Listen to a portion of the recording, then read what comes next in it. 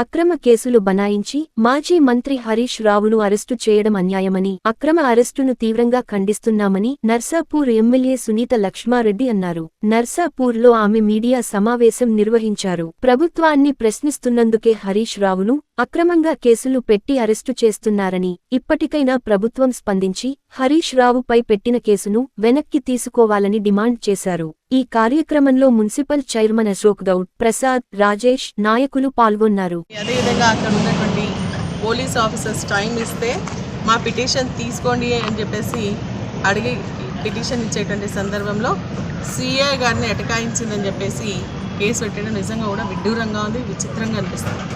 గతంలో ఏ ప్రభుత్వం ఉన్నా మరి ఇటువంటి చర్యకు పూనుకోలేదు.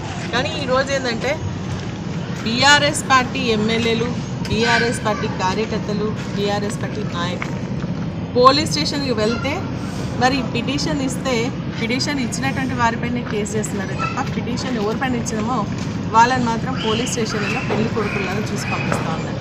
నిజంగా ఇది దారుణమైనటువంటి విషయంగా మేము భావిస్తూ ఉన్నాం. మరి ఈరోజు హరీష్ రావు గారు ఏంటంటే కౌశిక్ రెడ్డి గారిని అరెస్ట్ చేసేందుకు మరి ఒక ఎమ్మెల్యేని అరెస్ట్ చేయాలంటే స్పీకర్ గారి అనుమతి పొందాల్సినటువంటి అవసరం. ఆ నియమ నిబంధనలన్నీ కూడా తుంగలో తొక్కుతూ ఈరోజు మరి అరెస్టుకు మరి స్పీకర్ దగ్గర పర్మిషన్ తీసుకోకపోగా ఇంట్లో జ్వరబడి ఆయన బెడ్రూమ్లో ఉంటే బెడ్రూమ్ దగ్గర కాపలాగాస్తూ ఎప్పుడు బయటకు వస్తే పట్టుకోదామని చెప్పేసి పరిస్థితిలో నిజంగా ఏ రాష్ట్రంలో ఏ దేశంలో కూడా ఉండకుండా చెప్పే పరిస్థితి. మరి ఆయనను అరెస్ట్ చేస్తున్నారని తెలిసినటువంటి హరీష్ రావు గారిని కూడా మరి నానా రకాలైనటువంటి దుష్భాషలాడుతూ వారిని బలవంతంగా అరెస్ట్ చేసి ఇద్దరు కూడా మరి గచ్చిబౌలి పోలీస్ స్టేషన్కి తీసుకెళ్ళి చెప్పడం జరుగుతుంది.